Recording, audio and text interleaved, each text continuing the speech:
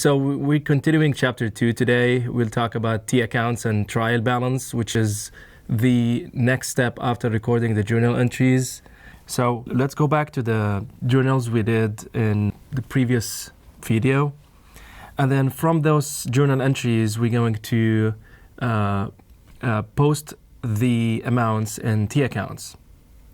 So let me show you how T accounts work and how they look like.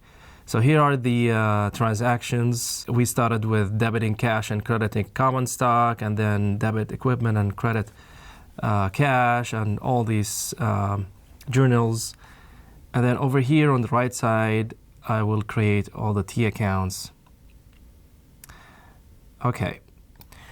So it's called T account because it just looks like a T. Just like that. Okay. Now each and every account is going to have its own T account. All right. So if we look back at the journals we did, we can see that we have cash account, common stock, equipment, supplies, accounts payable. Each one of them will have its own T account. So I'm not sure how many T accounts we're going to need today. Maybe 7 or 8. So let's see. All right. So the first T account, I'm going to call it cash. Okay. And then one more for the common stock. Remember, each one will have its own. It's just one T account. Even if you're gonna use it more than once, you are going to use only one T account for it. Okay. What else do we have? We've got equipment here. Okay, so equipment.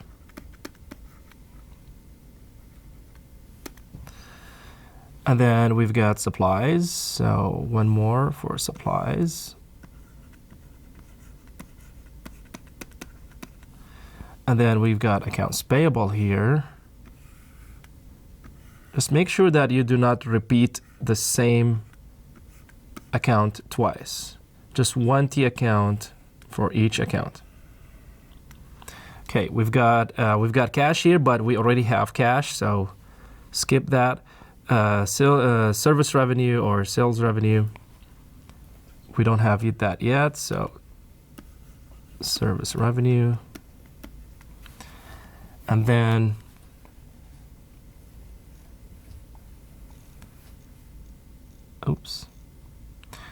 okay. And we have accounts receivable here. So I'm going to make one for accounts receivable. AR. We've got service revenue again. We have that already. Advertising expense. So it doesn't actually matter if it is an asset, liability, equity. It doesn't matter. All of them should have T accounts. Okay, cash, we have the cash. Prepaid rent. Prepaid rent. And then what else? We have the unearned revenue. So over here, unearned revenue. Okay, now, the first thing you need to know, the most important thing that you need to know is that each and every T account, you're always, forever, you're going to have debit on the left and credit on the right. Okay? Every account, all of them, all accounts, debit is always on the left, credit always on the right. It doesn't matter if it was an asset. It doesn't matter if it was liability, equity, revenue, expense. If it has a normal balance of debit or a normal balance of credit, doesn't matter. So debit is always left and credit is always on the right. So let's go back to the first journal entry. We've got cash, debited cash and credited common stock. So we have debit cash 100,000. So I'm going to go to the cash account, the debit side, which is the left side. I'm going to write down $100,000. Okay. So I'm going to go in order. I'm going to look at each and every account in order and just post the amounts in their T accounts. So that's how we say it. We will post to T accounts. So common stock, $100,000 credit. So $100,000 credit. And then equipment, $20,000 debit. Where's my equipment? Here it is, 20,000. And then cash credit, 20,000. So supplies, 1,000. Where's my supply? Here. Debit, 1,000. Accounts payable, 1,000 credit. So always make sure that you have the number in the right side. If it is a debit, it's left, credit to the right. Cash, again, that's 4,000 to the debit side. 4,000. Service revenue, 4,000 credit. Here's my service revenue, credit. Accounts receivable, 3,000. Where's my receivable? Here it is, 3,000 debit. And then service revenue, 3,000 credit. And then advertising expense, $500 debit. And then cash credit, 500. Here's my cash. Prepaid rent, $1,200 debit. And cash credit, 1,200. You probably have noticed that each and every account, each and every transaction will have one debit and one credit. That means that you're gonna use two different T accounts every time. One of them you're gonna post the number on the right side, one of them you're gonna post the number on the left side, okay? So eventually, after adding all the debits to all the T accounts, debit, it has to equal the total credit for all the accounts. If you add all the credits for all the accounts, they should equal the total debits for all the accounts, because the same amount that we're recording it on the left side, it's being recorded on the right side in a different account. So, all right, now we have the cash and unearned revenue, debit cash, $2,000. And then credit unearned revenue, $2,000 to the right side. Okay. All right, so we're assuming that those are the only transactions we had within a period of time, within a specific period of time, a month, for example. And then we posted all of them to T accounts, which is the next step after journals. And now we need to calculate our ending balances for each and every account, because the ending balance for every account is the result at the end of the period after using that account multiple times during that period. So we just need to get that final number at the end, which is the ending balance. And then we will see what will be the next step after we get the ending balances. So remember, cash is an asset. Assets, not only they increase with the debit, but I also have to end up with a debit balance. So I'm gonna write 2 lines here, and I'm gonna say balance. And it's always gonna be on the left side. It's always gonna be a debit side for any asset, okay? So I'm gonna add, so this is how you find out your ending balance. You're gonna add up all your debits separate and add all your credits separate, and then subtract your credits from the debits, and you should end up with a debit balance. Now, one thing that you need to know, it's super important. You're never ever gonna end up with a credit balance for an asset. If you ended up with a balance here, that means you did something wrong, okay? The minimum balance you can get for cash is 0 in the debit side. You're never gonna go to credit, because credit means negative. Negative cash means, it means nothing. It means that you have a dollar bill that has negative $10, for example. That does not exist, okay? So the minimum cash you can have is 0. Forget about credit cards, forget about loan, forget about overdrafting. We're not talking about that. We're talking about the actual real cash, okay? So after we add all the debits minus all the credits, we've got 106 on the left side, and then we have 21,700. So we have to subtract that and find what's the balance. Okay, so after subtracting credits from debits, we end up with an 84,300 in the debit side. Okay. So we're going to do the same thing for each and every account. Just remember that if it was an asset, it has to end up with a debit balance. If it was liability or equity, it has to end up with a credit balance. Expenses, they have to end up with a debit. Revenue, they have to end up with a credit. Okay. So for common stock, even though we just have one amount, we still have to show the balance at the end. Okay. So equipment, it's going to be a debit balance because it's an asset. Supplies, 1,000. Accounts payable, 1,000.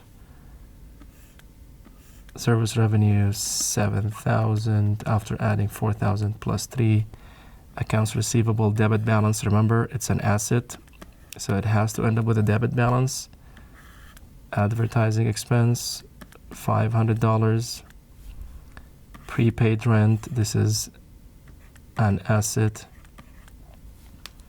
And then for the unearned revenue, it's a liability account. Remember, unearned revenue, it means that we're liable to provide a service for a customer who paid us money in advance. Okay, so now that I have all these ending balances for all the accounts that exist so far for that company, now I'm ready to go to the next step, which is the trial balance. So a trial balance, it's not a financial statement. It's not something that you really need to present to the users. It's internal in the accounting department just for one reason. First of all is to make sure that your total debits equals your total credits, because that shows that most probably you did not make a mistake while you were recording. If your total debits did not equal your credits, there's definitely a mistake, okay? Because as you have seen, every amount that we recorded in the credit side, the same amount was also recorded in the debit side in a different account, okay? The other reason for trial balance, which is not really the official reason, it makes our next step easier. The next step after trial balance is to prepare the financial statements. It's easier to pick up the amounts and accounts from the trial balance than picking them up from T accounts, okay?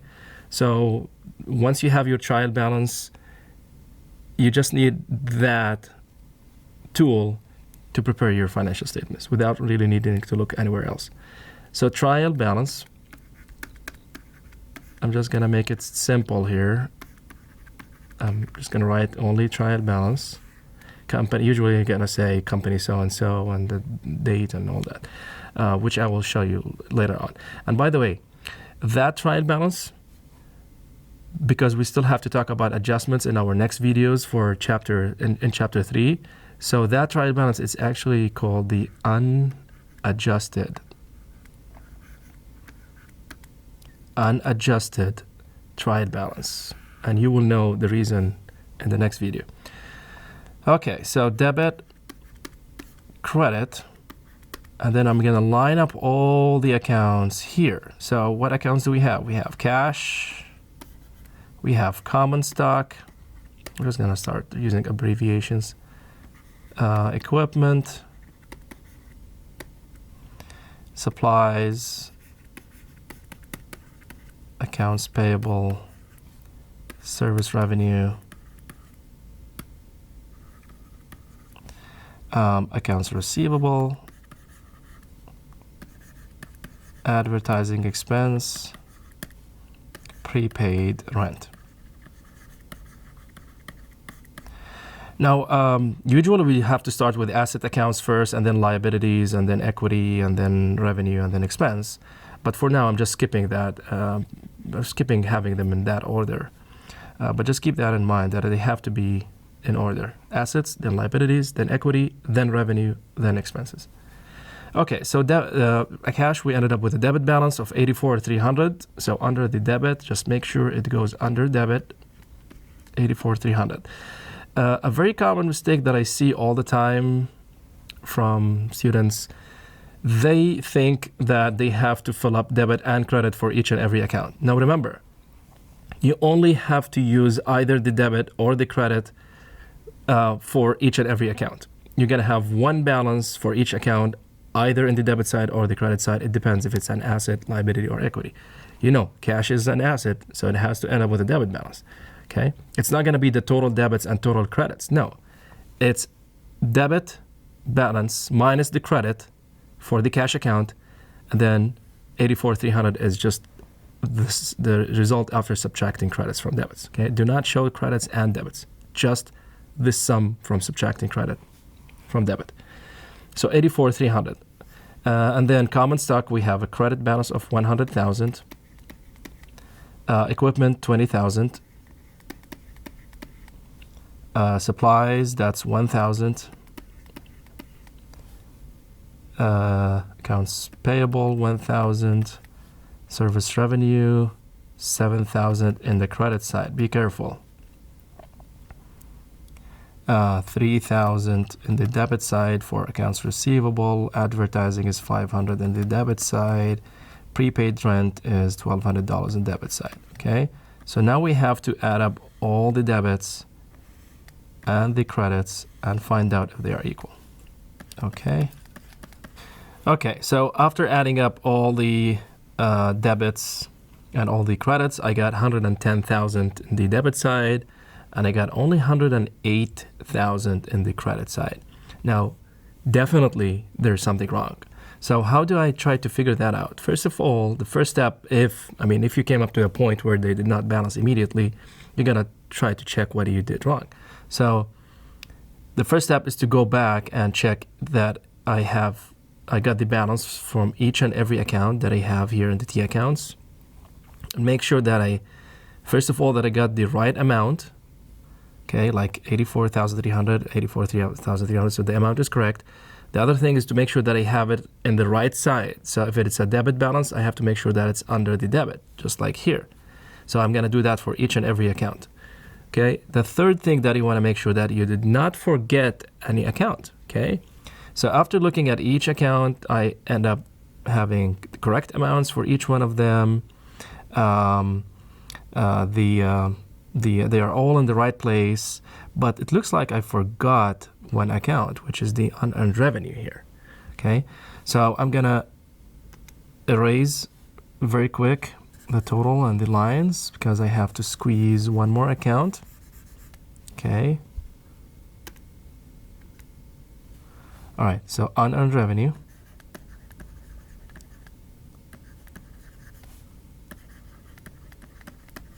That has a credit balance of $2,000.